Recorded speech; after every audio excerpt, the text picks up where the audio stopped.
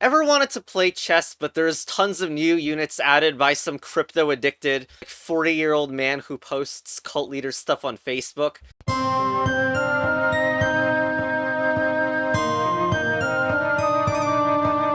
That's right, the Queen deserves its own video because it's just that good. So the Queen has the highest cost, in other words, it's the most expensive piece in the game, at least when it comes to the base units. Isn't it great to see when classic chess units are viable even in a game with like 400 new units?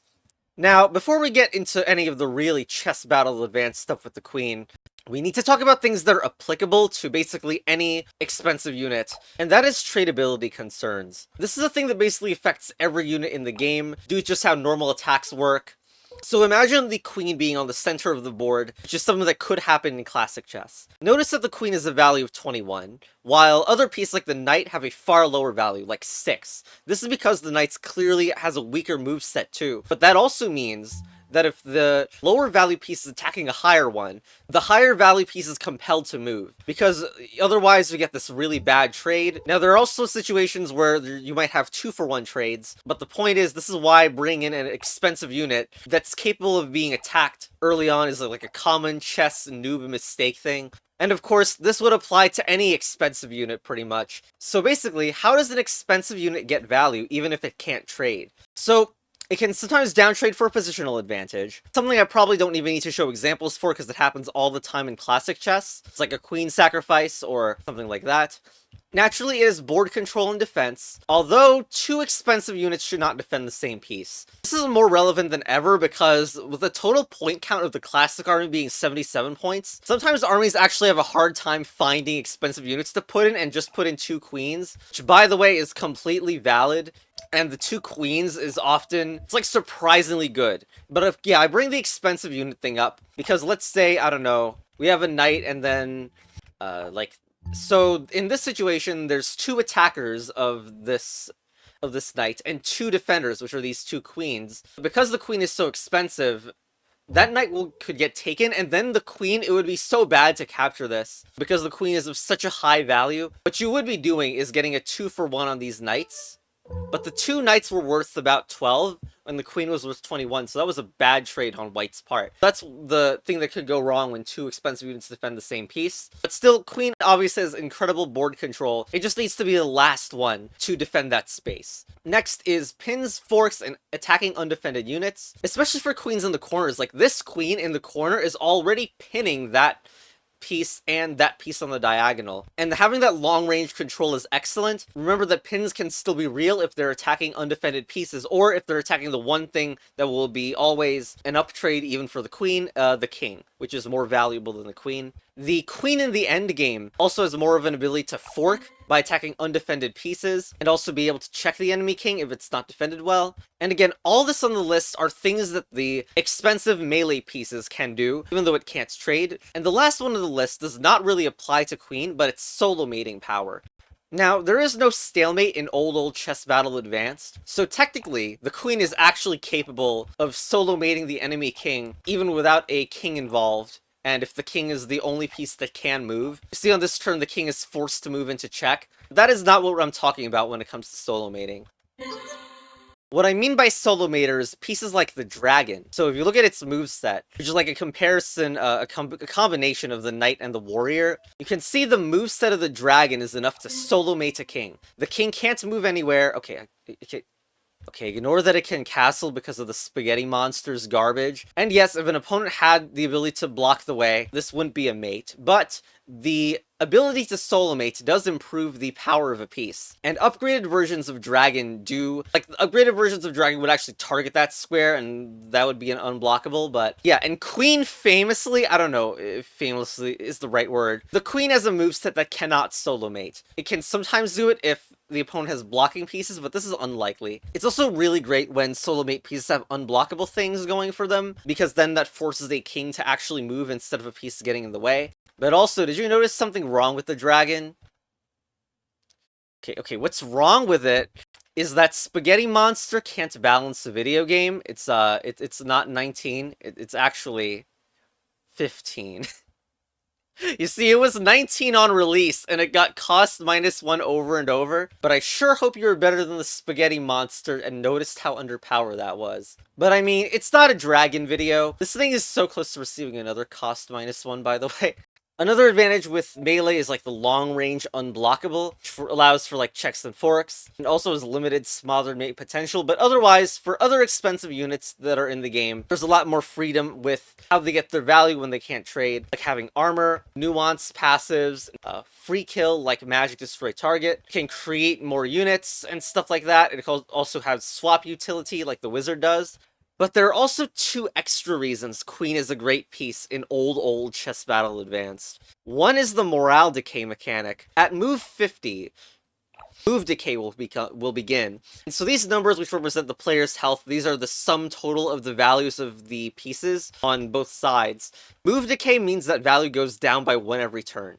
Now, move decay is actually a symptom of a major problem with old CB. I wonder if anyone can spot it. No one's commented about it yet. But when it comes to Queen, it's actually excellent in 2 respects. For like both reasons that Queen works well in morale decay. However, I will need to waste a bunch of moves to try to display this endgame situation. So the defensive aspect is that a single expensive unit is great for storing value. In this imagined scenario, the opponent has a lot of low-cost stuff, including some slightly higher cost stuff like 8s and 9s and whatever, while this queen stores 21 value. Now, of course, this means that if anything attacks the queen, it needs to be responded with immediately, since we have below 21 morale. But the queen is incredibly difficult to hit anyway. And also, when the morale starts going down enough, like let's say that some more turns pass,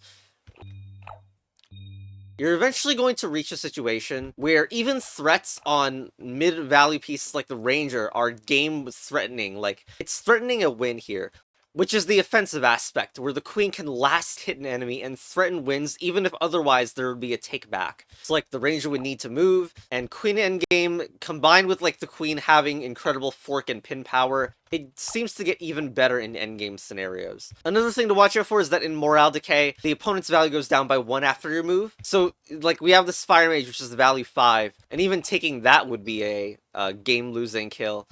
To be honest, the example in the mock replay is kind of flawed because there were a lot of cheap promoting units in there, and yeah, if the opponent makes sure everything is defended while moving the pieces up, they could have the chance to promote. There's a unit called Chastity that really prevents that promotion due to its horizontal range. I don't think that it's actually that common that the end game would look like that. Usually the minions are a bit more equalized, but I was just trying to show a bunch of low-cost stuff versus the queen. There's even a meme scenario in the old CBA lab. If you click scenario test with the Terraria font, there is the 4 queens scenario, which is basically a tradability exercise. These scenarios are honestly a little, like, they're even dumber since they involve a flawed AI, but this one is clearly about keeping all your pieces defended and using the knights the knights have the mutual defense here. And you want to promote these pawns, and the whole idea of having a bunch of low-cost pieces that can all move up together, as long as you keep everything defended, is basically the whole point of this scenario. But also, like, it's more relevant because there's promoters. Otherwise, it's more like a draw, you know? For a stupid example, but this was a real game, and of course it takes absolutely forever to show anything. And the queen sits there. Of course, the queen does actually pin the king from turn 1, which is a nice nuance that's actually really common now, but magic happens, etc. Okay, now we can see that white does not have the morale advantage. It's 15 morale versus 19, so white's 4 down. However, white has a queen, and the opponent also has an expensive piece, the Soulkeeper +++. However, it's expensive, but its value is in this incredible transformation ability that free kills enemies and then turns them into ghosts. And to compensate for that, its attack range is much less, and therefore it doesn't have the offensive abilities that work with morale decay like Queen does. So in this situation, that ghost is also transparent, so the Soulkeeper cannot even ghost this, because the Soulkeeper is takeable through that. So what happens instead this game? Prince tries to go forth for the capture. There is an air elemental here, value 7, which gets taken, but of course this Lust is about to die, but thanks to the last hitting, Prince takes, but that's 12 value, so the queen can take it back. So that was a nice last hit, although I would have preferred if the queen was farther away so I could show that it was specifically about the queen. But this endgame is also really close. Like, if you imagine the queen was a little farther away, it would be not difficult to get forks on these champions that happen to be here and have middling values. So here's a replay that absolutely should not have been a win for this bad budget army that uses just the fire elementals as its destroy source, versus Phoenix Nexus, which is a noob rage quitting army where the Nexus and Phoenix combo allow for a massive free kill range in the center. So white has very poor chances across pretty much all Phoenix Nexus matches that involve melee versus Phoenix Nexus. So of course, white as the queen obviously wouldn't show this if there wasn't a queen involved. But a greed kill as well as this Phoenix Nexus kill gets the morale much closer. And like, white is 3 morale down here, but because there's a queen, and morale decay is about to hit, this Medusa is also colorbound, and so it's weak at making actual threats. So the most that the opponent could threaten other than the queen is the Chastity, which is only value 5. Meanwhile, the opponent has a lot of like 2s and 9s and 4s, which the queen can hit. So here is a move that hits the king and skewers the Medusa behind it. So that's a showing of queen stealing the game, Among Us. Like, queen might legitimately be the best last hitter in the game, even though there's stuff like Angel, which has range 3 unblockable, and also Vampire, which might seem like it's a good last hitter because the opponent loses 5 morale, but has much less mobility to make the forks an endgame. So queen, I think, is either the best endgame unit, or like really close. Even with this in here. Well, best expensive unit because of armor, but we're not talking about armor right now. Although do be aware that Morale Decay's existence is hated by other CBAs, so no other CBA game has copied it. Older Chess Battle Advance doesn't have it, old Chess Battle Advance doesn't have it, and of course, new Chess Battle Advance will not be using Morale as a mechanic either. Morale is a trash mechanic and no one likes it. The RoyalGuard++ has been a new player OP-ness complaint for a while. Funnily enough, it's kind of stopped due to metas shifting into a meta where cheap minions are very in demand.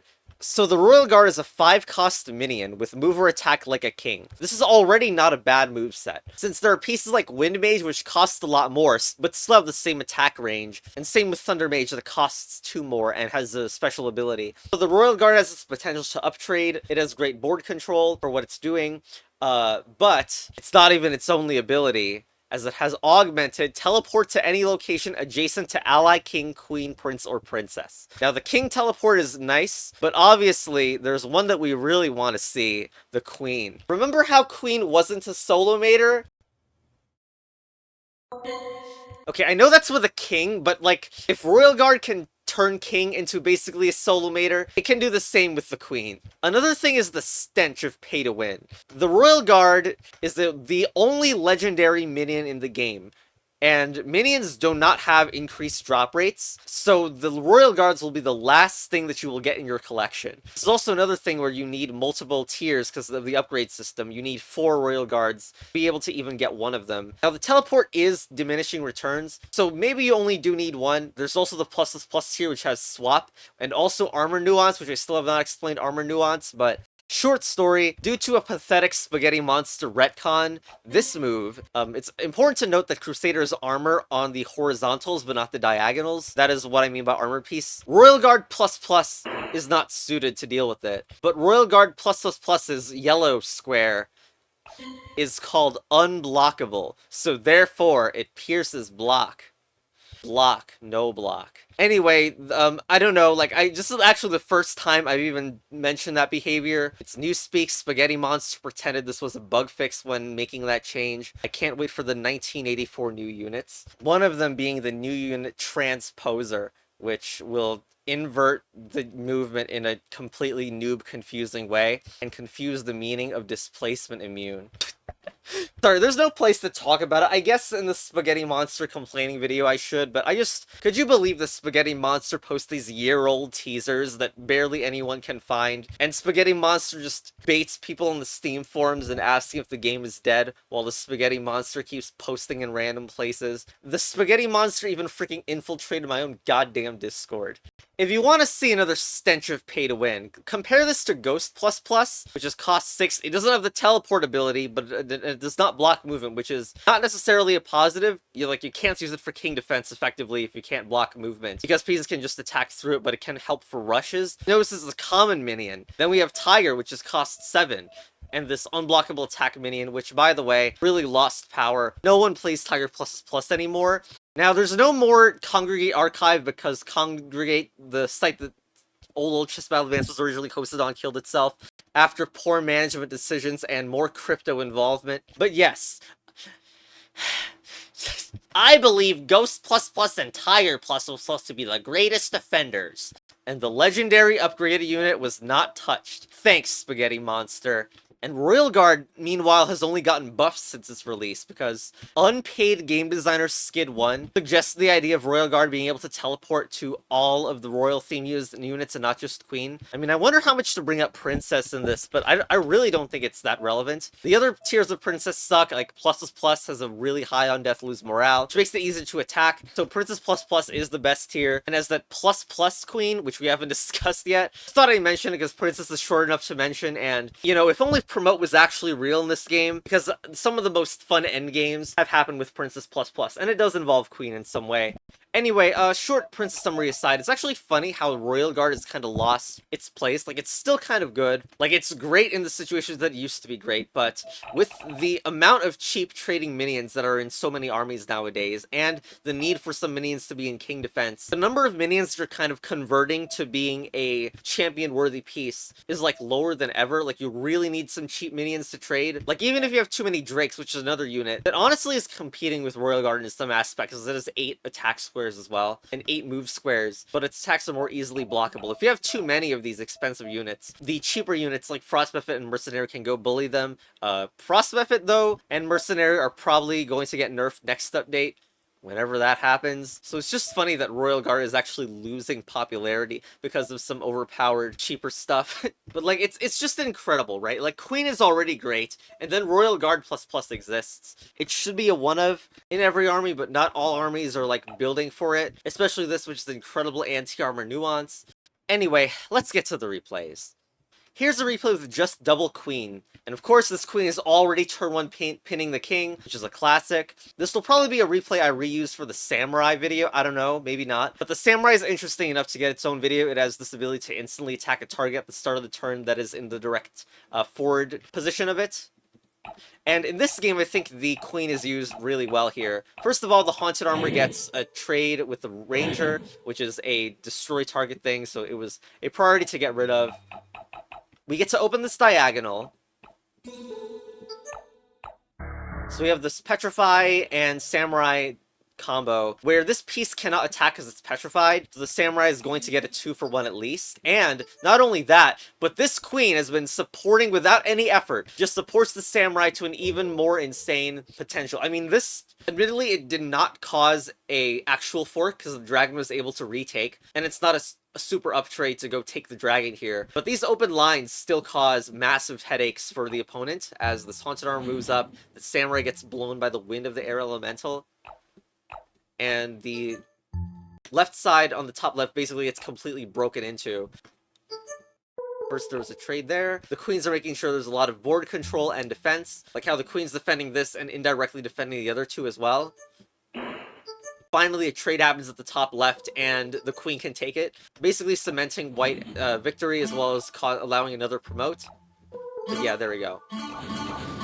Chess Battle advanced. And here's another game with double Queen. This time, we actually have a bit of the opposite effect. First of all, I will block this diagonal and this rook. Like, notice the bishop and the rook are actually attacking these queens, which is something that we need to deal with before it becomes the actual problem. So this Drake moves out of the way. But first I see this trade with working at a 2-for-1. Not in terms of points, but in terms of units, I got 2 units for 1. Now, this Queen, another motif that you need to be wary of is Queens getting trapped. This happens in regular chess too, especially if the Queen takes some pawn that looks undefended, but there's actually tactics to trap the Queen, so you want to be able to drop it down if you can. And I'm actually pretty confident that my diagonal and rook pin cannot actually be punched anymore, so there's an attack on this side that happens. Of course, this is all supported by the fact that the queen can actually attack here like it was a rook. So, stuff moves, pawn to armor gets pushed, and eventually there's that devastating move that allows this wizard to be petrified. And now the samurai here with the auto attack really comes into play, where even though there's a rook trade, there's a massive infiltration on there. And obviously the queen supported. And yes, in very obvious ways, it's just a bishop and a rook. The power of turn 1 pins.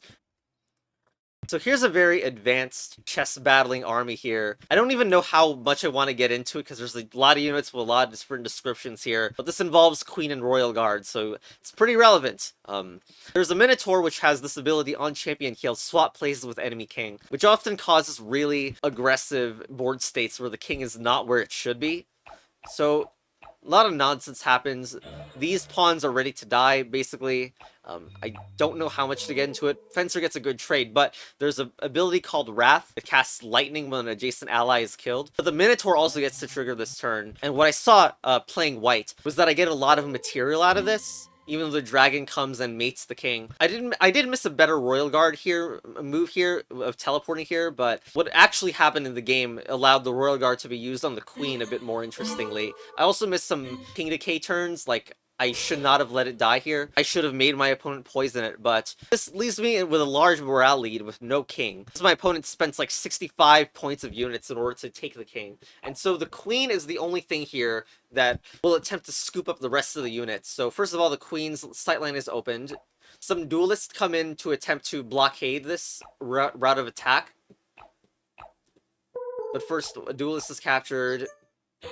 Unit gets captured, units get captured, and this move really opens up the threats to the king with this Frost Method. Now, the Frost Method is not defended, but an enemy unit that targets the Frost Method is frozen for a turn, so the Frost Method gets captured, leaving this beacon uncaptured, so the queen can come and take it. Now, the move that's being threatened here is the RoyalGuard can move into here with a teleport and checkmate the king. So, something needs to happen. So, hold on.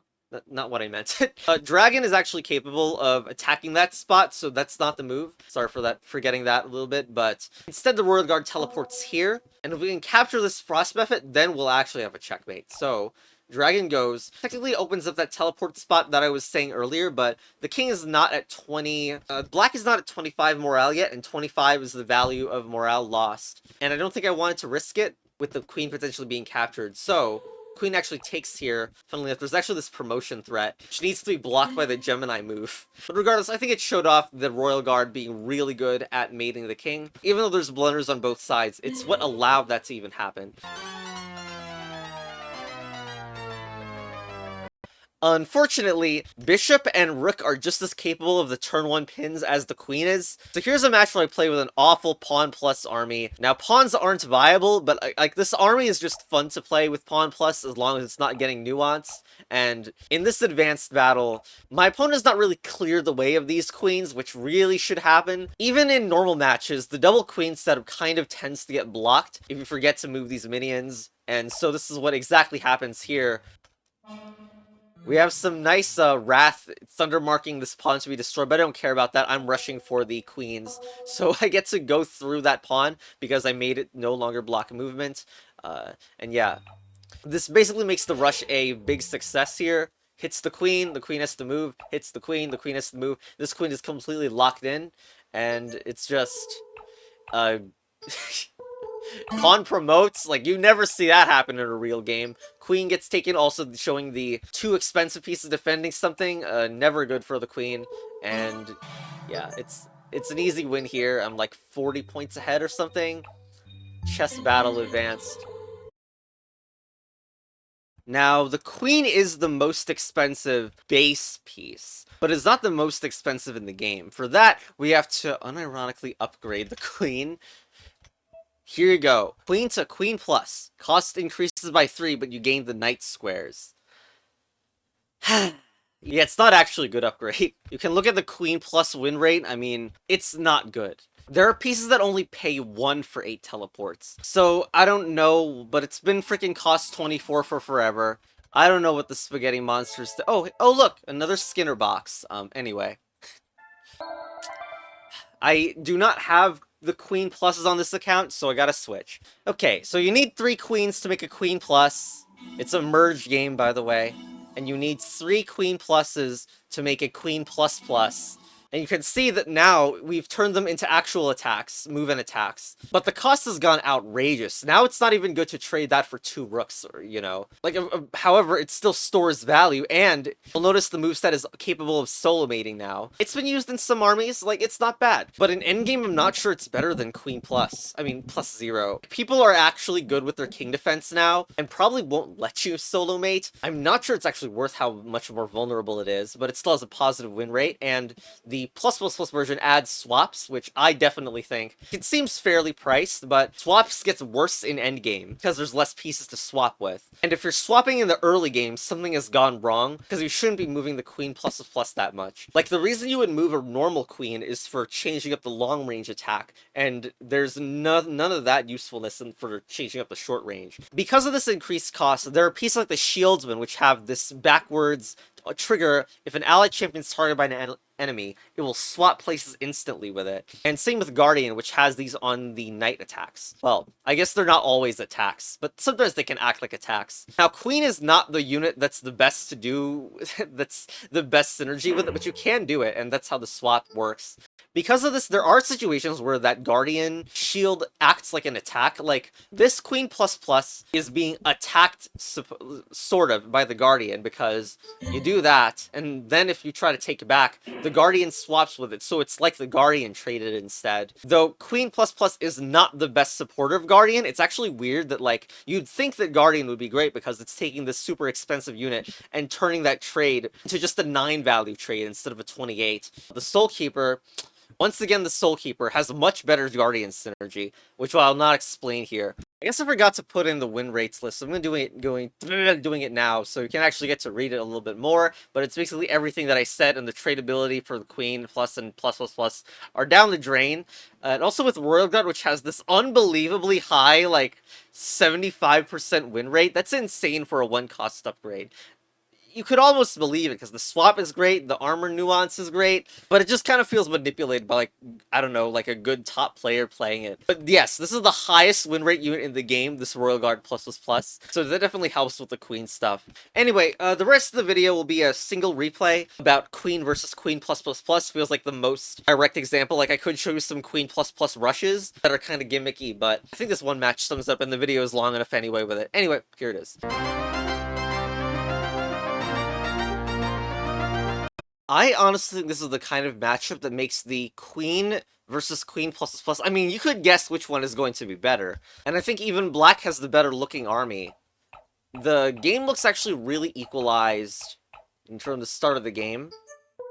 Black gets a 2-for-1, and then loses a Ranger, which is not good for Black. But the morale count still looks a bit equal.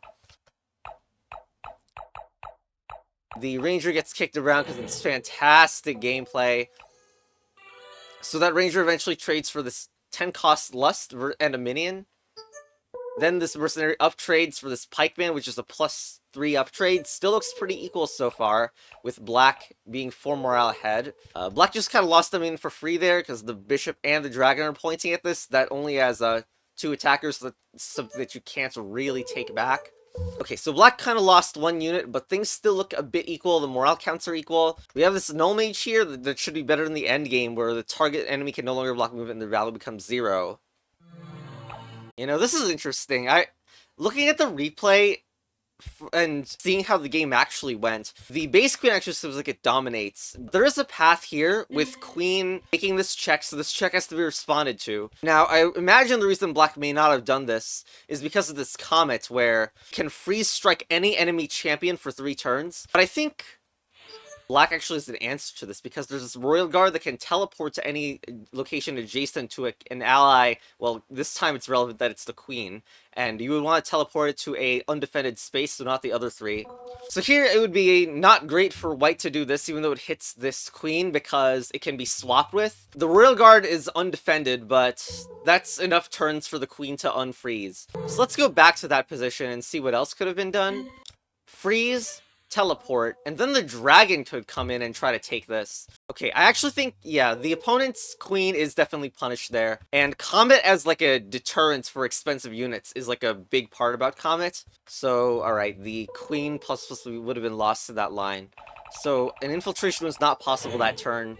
And I think the queen going there looks even worse, like attempting to attack with this knight, because this royal guard is not defended, and then black would have to move this queen out because that's gonna get commented, and black has no other units left to really save that one. So even with the analysis, the queen is like not living up to its potential. I would probably try to move this royal guard up and try to hit this dragon. Comet makes everything kind of odd to analyze, because you could have lines like this where it's intentionally taken, then it's frozen. Then we have a null mage, which it does have a lot of swap range, so could imagine something like that, and the queen is still there. This actually looks like it might favor black. I mean, black is like a 10 morale lead here, and it looks like the promoter can be taken.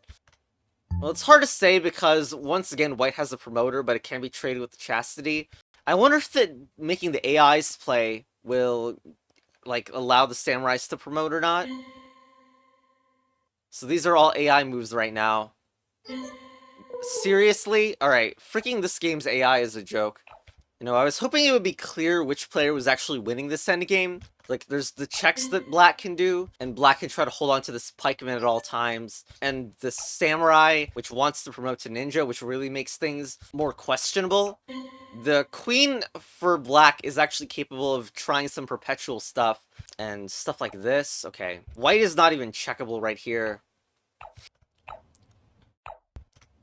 Why do I feel like black is actually on path to lose this endgame? The special thing with queen is it can do moves like that, which involve a check, plus a threat on the queen, and if the morale decay values were lower, hitting the queen was a winning attack that would be a great quality, but I think it's actually still unclear, and white will be able to get this samurai in promotion. I guess you could imagine this, and black and white is not incentivized to check. Seems like it would drop the samurai to do so. Actually, in that case, queen is such a good store of value that you can ignore the check. And despite losing the king, the knight and the king can't go far enough, and a fork is inevitable there.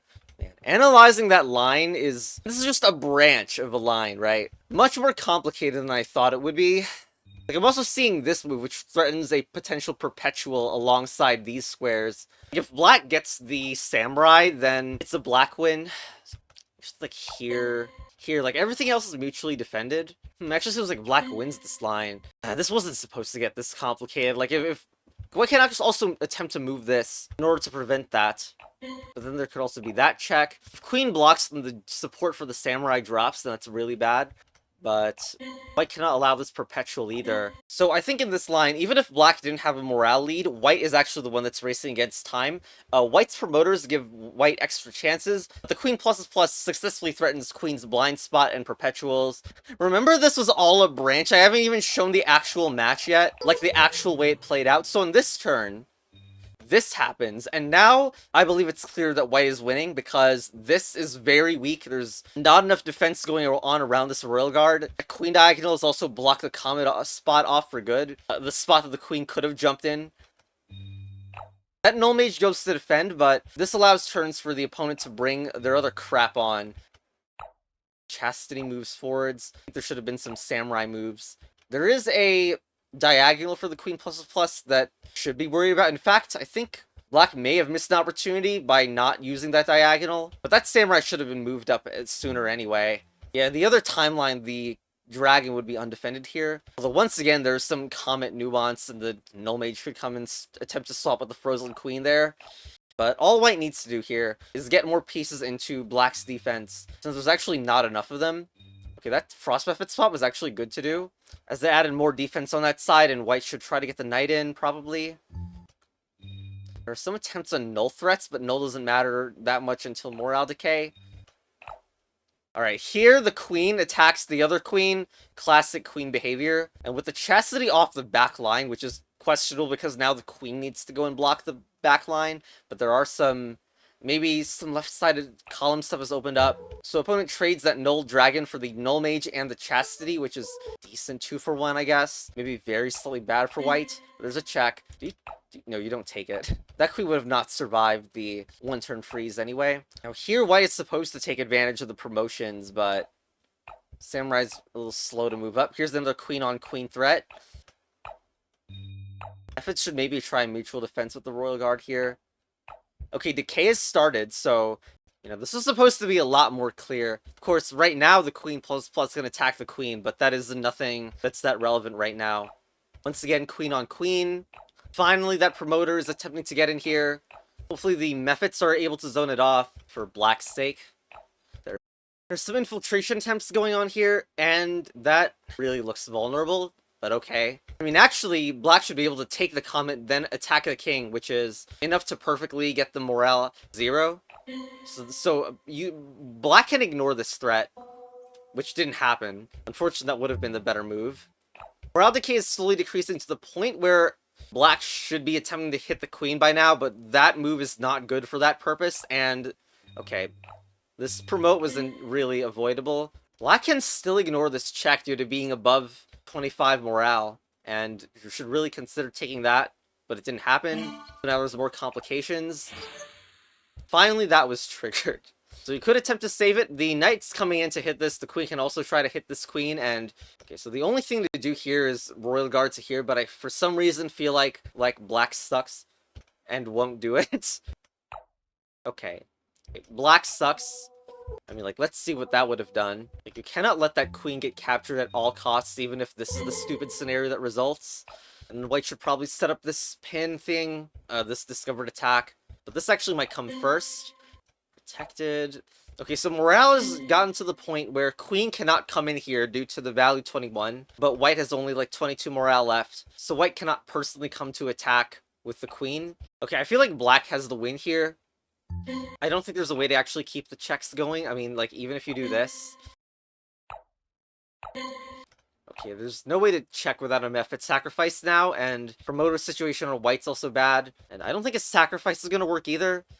Even if you did that in order to try to force the Mephits to get involved, I mean, that obviously loses, but even if there was some sacrifice, if you give black any turn, there will be some infinite king checks going on. God, this would actually be so different if white's king defense was not embarrassing. I know it shows, queen plus being good at attacking the king when there's little defense there. Of course, normal queen doesn't have the solo mating threat, but if white had more real minions, white would probably have been able to push through since all the pieces involved are less expensive than the queen plus. Anyway, I don't know what to do now after doing the classic pieces. There's a lot of other freaking videos that could be made after this. Maybe I just ruined the viewer retention and theme by posting the soundtrack to Knight, Bishop, Rook, and Queen, because god damn it, this song has been sitting on my computer for forever. I have never successfully been able to brag to other people making a goddamn Queen song that combines the Bishop and the Rook leitmotifs, because who would really listen to that? Chess battle advanced.